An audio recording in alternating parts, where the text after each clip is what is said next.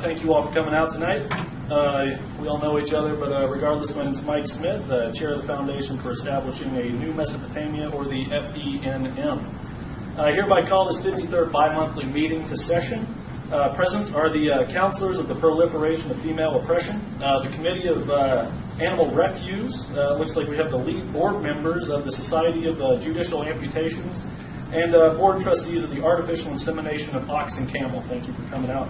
Along with the general council members, welcome to you all.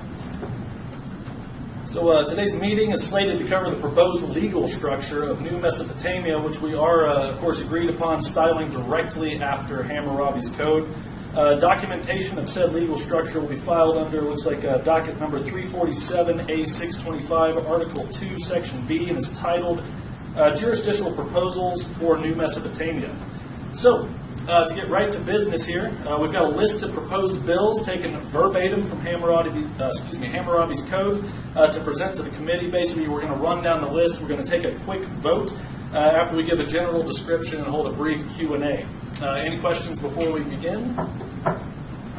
Okay, then. All right, let's begin. So it looks like proposed bill number 1 reads, if a holy woman opens a tavern door or enters a tavern for a drink, she shall be burned to death.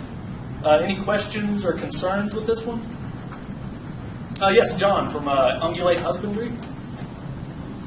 What if the holy woman accidentally opened up the wrong door? You know, she didn't know it was a tavern. Would she still be burned to death? Oh. Let me check. It looks like it's pretty straightforward here with the verbiage. It says, if a holy woman opens a tavern door, not why she opened the door. So it seems the answer is yes, we'd still have to burn her to death. Will there be a trial beforehand, or will she simply be put to death via burning? Looks like no trial. We just burn her. To death? Yeah, to death. And any more questions on this one? Okay. All in favor? Aye. Opposed? Maybe. All right then. Well, it looks like we've got this taken care of. Let's proceed. Looks like proposed bill number 2 reads, if a man strikes a freeborn woman so that she loses her unborn child, he shall pay 10 shekels for her loss. Furthermore, if the impregnated woman dies from this assault, the assailant's daughter shall be put to death. Any questions on this one? It's pretty straightforward. So, just to make sure I understand, this law says that if a pregnant woman is walking down the street minding her own business and a man attacks her, thus directly resulting in the miscarriage of her unborn child, he only has to pay 20 shekels? Oh, no, it's actually 10 shekels. So he's not thrown into a river? No. Not burned to death? No, but looks like they just have to pay 10 shekels. How much is 10 shekels anyway? That's a good question, actually. I'd like to defer to our Secretary of Finance for that. Bill, if you don't mind taking the stage for a minute.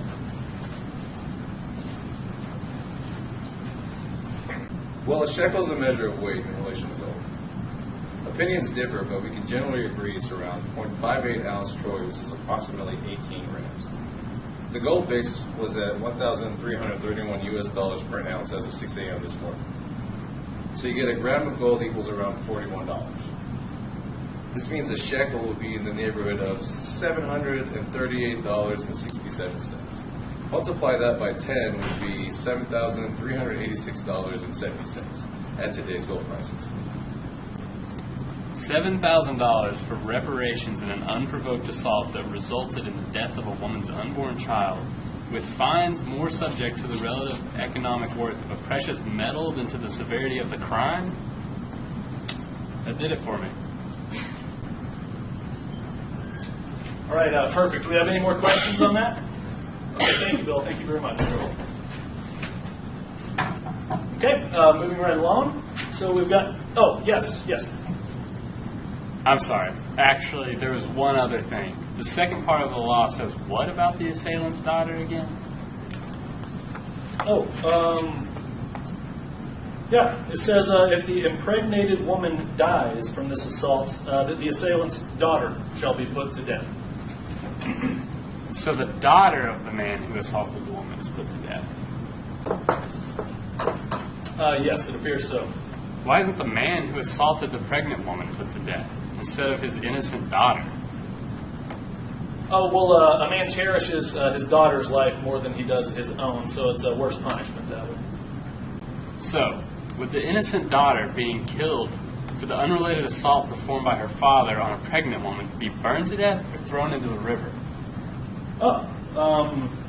It looks like it says no specifics on how the innocent daughter to be killed shall actually be killed, so, I mean, we can take a vote on it if you'd like. Okay, just raise your hand if you think the innocent daughter of the wife-beating assailant should be burned to death. Oh, okay, come on.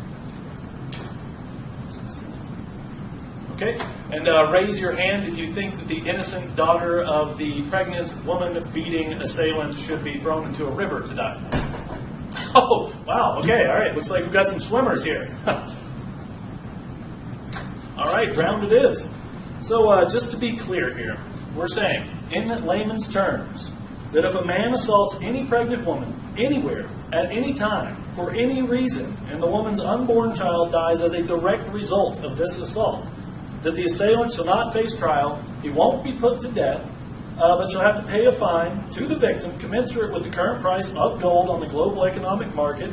Furthermore, if the pregnant woman dies as a direct result of the previously mentioned assault, then the daughter of the assailant, just to be clear, not the assailant, but the innocent daughter of the assailant, shall be put to death by drowning as a punishment to her father. Oh, and at which point all monetary fines would be waived. Does that sound about right to everybody? Okay, so moving right along here, it looks like the next bill on the docket, verbatim reads, if an adopted son says to his adopted father or mother, quote, "You are not my father or mother," his tongue shall be cut off. Aye. Okay, that was an easy vote. Opposed? All right. Looks like that's it for the legislation today on the docket, gang. Next thing on the list here, we've got Danny White, our Secretary of Religion, is going to be coming up to the podium and discussing some topics with us regarding the future of our civilization. Thank you again.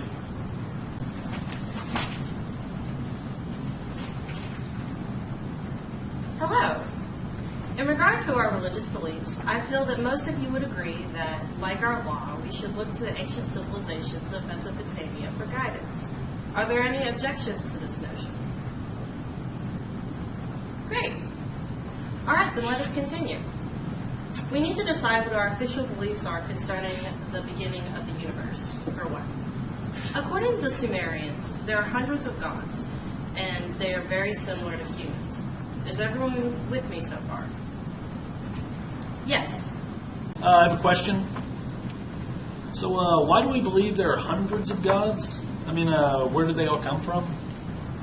Well, as time went by, we realized that we hadn't created enough gods and that we needed more, so we simply invented them. You invented them. Can you do that? I mean, can you invent a god? Of course. Okay, thank you for the clarification. One more thing, though. So why do they act like people? Well, that's quite simple, really. We humans, we govern society on Earth, so doesn't it make sense that the governors of the universe would act just like us? Oh, yeah, you're right. Are there any more questions? All right, then let us continue.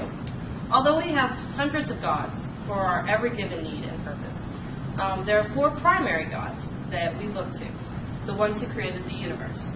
These gods govern the major realms of the universe. The first is An, the god of heaven. Then there's Enlil, the air god, Enki, the water god, and Ninhursag, who is Mother Earth, and also, if you'll notice, the only female of this group. These gods had children, and their offspring account for hundreds of other gods that we have. The universe these gods created can be defined as a flat disk that serves as the base for a huge hollow known as the heavens. Are you with me so far? So you're saying the Earth is shaped like a snow globe? Yeah, that's exactly what I'm saying. And doesn't it make sense to think of it that way? The ground is flat, and when you look up at the sky, it appears like we're inside a huge dome. But anyway, yeah, this snow globe, as you put it, is surrounded by a vast and infinite ocean. As a matter of fact, our universe came from the ocean, particularly from Namu. She's responsible for our existence, but we don't really give her credit because Mesopotamian society is primarily male-based, so why would we? Are there any questions so far? Yes, I'm sorry. I have one more question. So how do these gods create the universe? I mean, if they're like humans, wouldn't they need tools or something? I mean, how do they actually fabricate the universe itself? Although the gods are very much like us in manner and emotion, they are far greater than we will ever be. They're far more powerful. One of the defining characteristics of our gods is that they do not need materials to build or engineer anything. Once they have decided what they want, they merely have to speak it into existence. Are there any more questions? Very good. I will now hand the floor over to our military expert so we can discuss how we will handle expansion as a civilization, as well as other military matters. Thank you.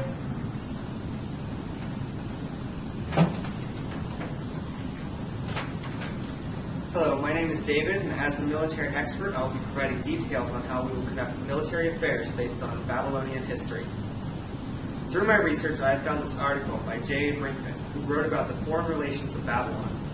In Babylon, and I quote, "The Babylonians did not have the Assyrian bent for recording political affairs, and sparse documentation makes the reconstruction of Babylonian military and diplomatic history quite difficult.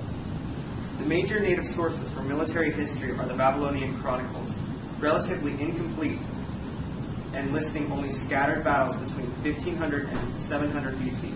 Brinkman pointed out that although Assyrian chronicles and royal inscriptions are more helpful, their bias frequently makes it difficult to ascertain the actual course of events." And what he means by all this is they didn't feel like recording military details and political affairs. And what they did record was far too sparse and scattered. I may not be able to tell you how they conducted their battles, but I can tell you the reasons. Reason 1, protecting yourself by eliminating others and threats. Reason 2, going to war for economic gain. And reason 3, for slaves and their lands and assets. We will also be using these reasons when choosing our battles. Does anyone have any further questions on the matter? Yes. No objection. Just some clarification if you don't mind. When you listed the reasons for going into battle, you said that we would protect ourselves by eliminating threats. What exactly defines a threat? Well, there are two kinds of threats. There's threats within our region and threats outside of our region. The threats within our region consist of rebellions, uprisings, and rumors of treason. We will quickly suppress these threats by sending small armies within our region to the areas. The second threat is threats outside. They consist of border conflicts and rumors of war. We will quickly eliminate these by striking first. Does that satisfy you? Yes, sir. Any further questions? Yes. What is it? Earlier you mentioned going to war for economic gain. How will we gain from going to war? Well, for one, we will create the need for military supplies and weaponry, causing supply and demand to go up, creating more job opportunities within our region. Along with, after conquering the area, we will tax the people within the area. Does anybody have any objections to this? No, sir. That's good enough for me. All right. Well, if we have no further questions, yes? Well, I was just curious. Earlier you said that we would protect ourselves by attacking and eliminating threats. But what if the threat in question is way too big for us to be eliminated? Well, for one, I don't see any threats being far too big for us to eliminate in the near future. But by the off chance there is one, there is a plan. Within the article of J. A. Brinkman, there was an earlier king of Babylon. His name was Nebuchadnezzar, and he created a treaty with a threat that was far too big for himself by means of diplomatic marriage. Basically, we will offer our wives and daughters in order to save ourselves. How does that sound? Sounds good to me. If there are no further questions, are we all agreed on conducting our military and all military affairs in this manner? Good.